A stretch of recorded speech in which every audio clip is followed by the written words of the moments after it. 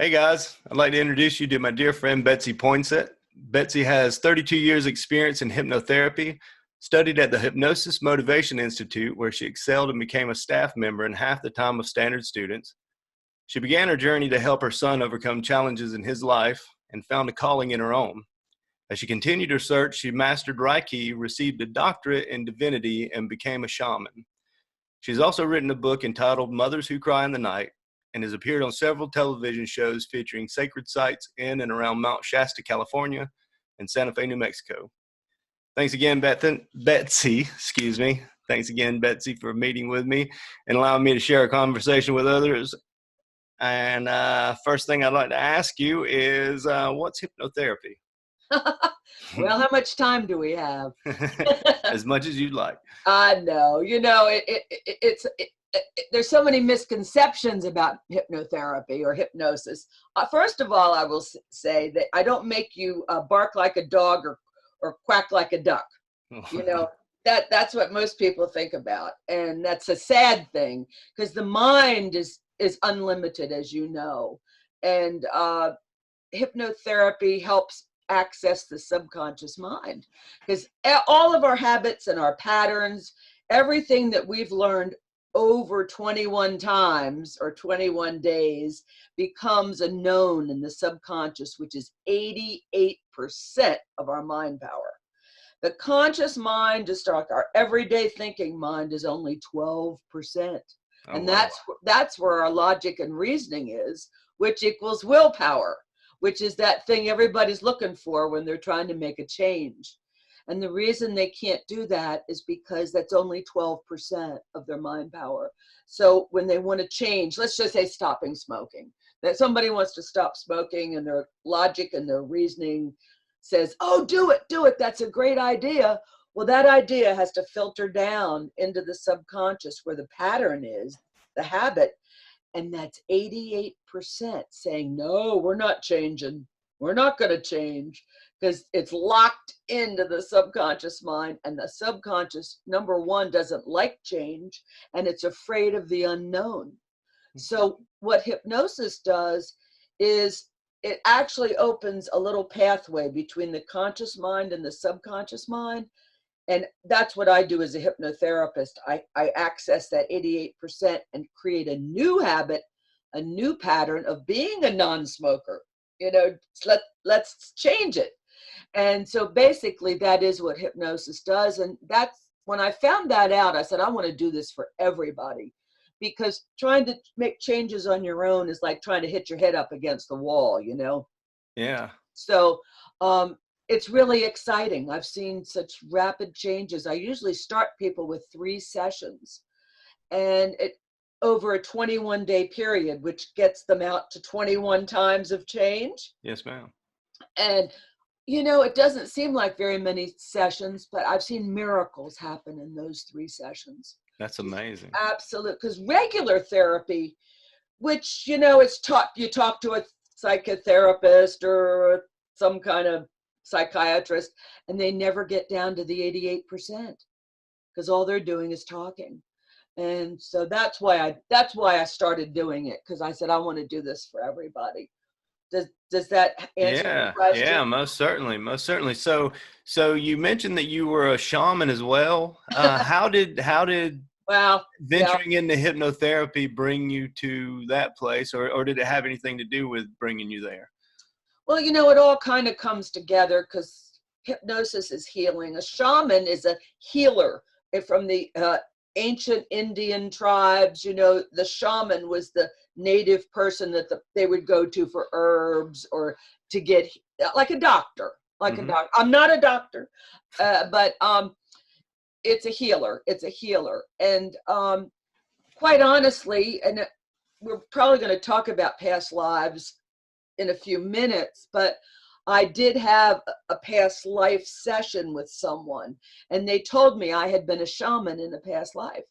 So wow. That's when I started, saying, oh, well, if I did that in a past life, I can probably do that in this life. So I started just exploring that. Yes. Oh, interesting. So you said that it was a past life experience? Yes, yes. I've had many, and I do a lot of past life regressions in my hypnotherapy sessions. Okay. Past lives, I mean, we've all had them, even if you don't believe in them. Yeah. It's something. I remember, well, I'll just say, when back in the 60s, I read a book called Youth, Yoga, and Reincarnation. And all of a sudden, that book, it was like a light bulb went off. I said, oh my God, how can we presume to do everything we need to do in just this lifetime? Mm-hmm. Uh, of course, we have to have past lives. We have to have future lives, where we're going to do things.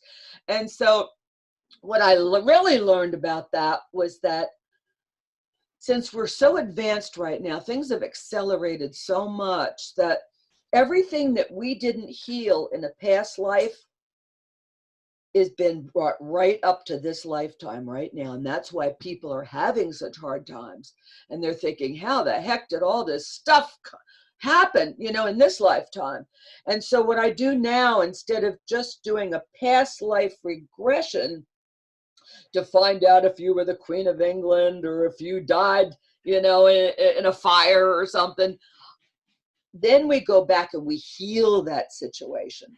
We heal it and bring it forward so that is healed in this lifetime. And go ahead. No, well, yeah, when we were talking the other day, you mentioned a gentleman who you actually did that with, who was afraid of heights. Yes, exactly. You mind explaining some of that? Sure. Yeah. Which is a very good example, because he in this life he is a policeman. Mm-hmm. And he did not believe in past lives. He had never, entertained the idea. And usually when someone comes to me for the first session, I'm like a detective. I have to listen to their story. And from my experience, it's almost like I have this ability to just go right to the issue, right back. And I knew when he told me he was afraid of heights that it was a past life problem. But how could I tell him that? Because he didn't believe in it. And I didn't want to turn him off in the first session, Yeah. So I did the normal things, in the first session, like, okay, let's have you imagine that you're standing on the top of something and you feel comfortable, with heights and all that. And he had a little bit of progress, but not much. Mm-hmm. Now, his motivation was that he wanted to be an Army Ranger, and he was leaving to go for the training. And the reason he came to see me is because he knew if he was afraid of heights, he was going to flunk out of the program. And this was his life's dream, to be this ranger. So I told him in the second session, I said, look, I got to tell you, this is a past life problem. I said, are you willing to go back and let me search this out for you? And luckily he said yes, because if he had said no, he probably wouldn't have had any success in changing it. So what happened was, and it was so wonderful, because I took him back and he just went right to it. It wasn't like I had to really pull it out of him to go back to a past life. He went right to it, which was really exciting. And he was an Indian, and he was on a horse.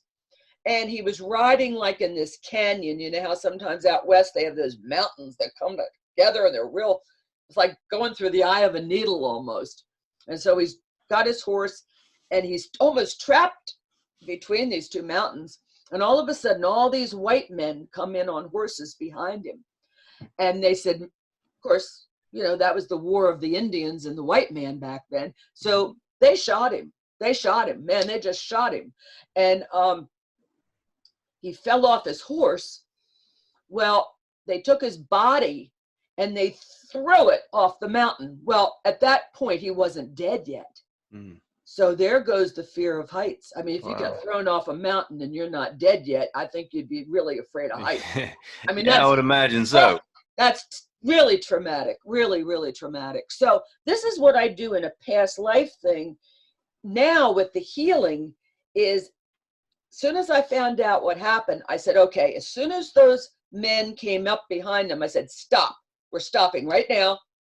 And before you get shot, and this other white guy comes in on his horse. He says, wait a minute, don't kill him, don't kill him. He's a really good Indian. He's great. He says, he's going to be our guide to get us through all of this. So they embraced him and they said, oh, great, we can really use your help and all this. And off they go. And he wasn't killed. Mm-hmm. So that's what's called a change history, which you can do in hypnosis.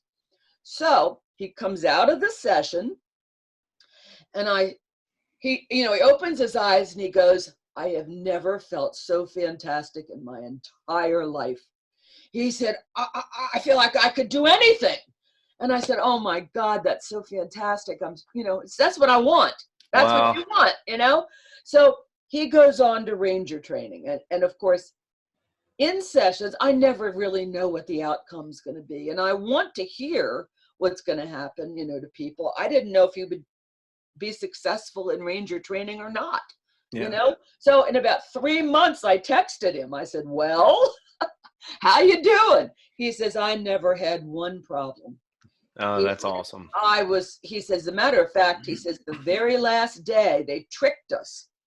And they told us to go up on top of this water tower about 60 feet up with no ropes, no nothing. He said, and I had to come down it somehow. And he said, I never had any problem. And he was so thrilled. And that's what it's all about. That's what it's all about. That's great. Yeah. That's awesome. And it's cool that you mentioned that changing history. Yes. Because there's a term in the quantum physics world that's called quantum reversal. And they say that in quantum reversal, you can take a part of the present and you can change the past. That's it. And that's exactly what you're explaining in a mental state. Like you're mentally taking a point that obviously came from his subconscious. Yes. Showing that he had this traumatic experience, even if it's in his subconscious. Right. And changing that, which changed his whole outlook on everything. Yeah. That's amazing. I love it. I loved it. That's my favorite thing to do. Yeah.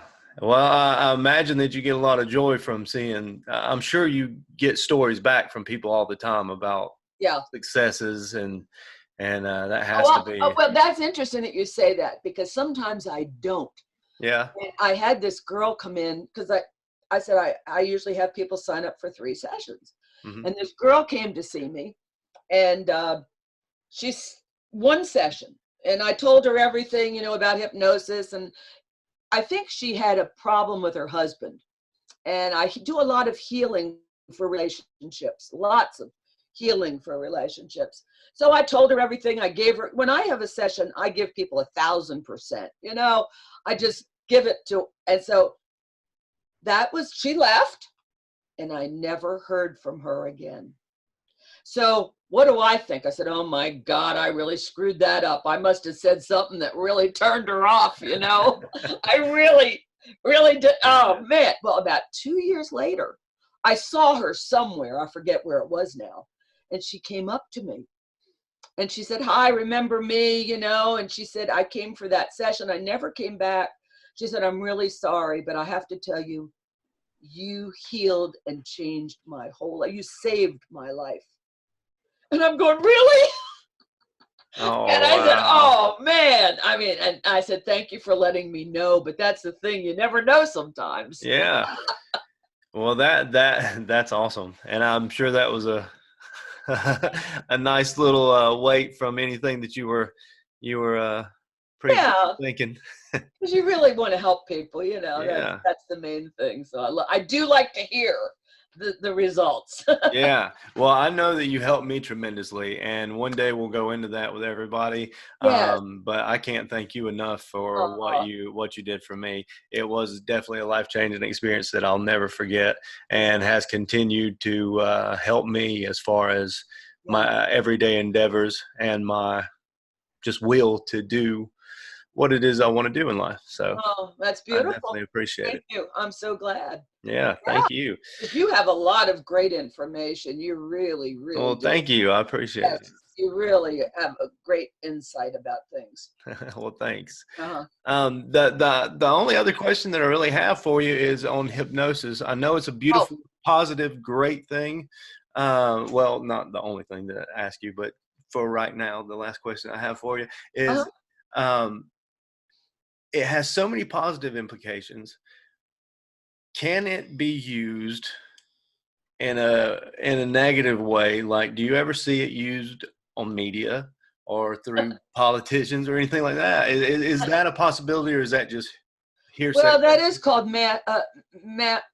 mass hypnosis, where um, the news anchors, it's like a repetition of what they say Hmm. all the time, and then they've got buzzwords that they say that come out, and that does, once you hear something, well, 21 times is my key thing. If you keep hearing something over and over again, then it's all of a sudden you believe it, and that's called mind control. Mind control. um, so we have to be Now, careful. now, if that is going on, and you can't see, is there anything that people like you and I can do? Is being cognitive of it Yes. Yeah. enough to know? Is that enough to shield yourself from any kind of Well, influence that you don't want? pretty much. There is a little secret that you don't know unless you've had hypnotherapy. So when I end a session, I say to my client, 0, 1, 2, 3, 4, 5, eyes open, wide awake, wide awake. Now, what that does is it closes that filter between the conscious and the subconscious mind. So you're back and you're clear. Now, if you ever seen people that sometimes meditate or, well, even watching TV, their eyes get all glazed over, Oh yeah, for sure. and well, they're in an altered state.